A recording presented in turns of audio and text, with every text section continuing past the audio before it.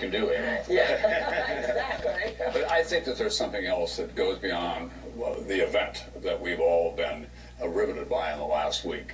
We have to work a lot harder as a motivation here. What prompts a young man to come to this country and still feel alienated from it, to go back to Russia and do whatever he did? And I don't think we've examined that enough. I mean, there was 24/7 coverage on television, a lot of newspaper print and so on, but we've got to look at the roots of all of this, because it exists across the whole subcontinent and the Islamic world around the world. And I think we also have to examine the use of drones that the United States is involved in. And there are a lot of civilians who are innocently killed in a drone attack in Pakistan, in Afghanistan, and in Iraq.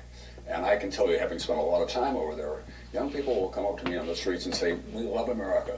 If you harm one hair on the head of my sister, I will fight you forever."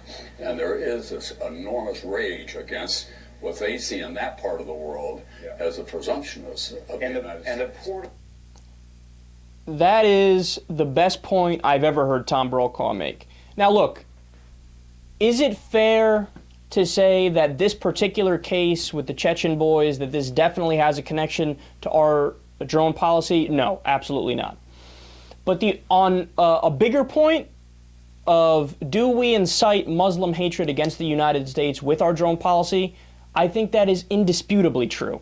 And look, it's not just a matter of conjecture or opinion either. It's actually been demonstrated in studies. There's this thing called the Iraq effect, which notoriously came out in a study, I believe it was in 2007, which showed that if you look at the raw number of terrorists that existed before the so-called war on terror and then after, there's been an increase in terrorists since we invaded Iraq and Afghanistan.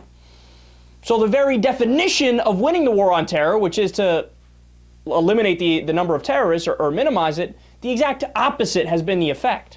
And then furthermore, he's 100% right. If you go talk to somebody in Iraq, remember how we stopped saying that everybody we're fighting is a terrorist, and the dialogue changed to, oh, insurgents are fighting us. Why did they change the name to insurgents?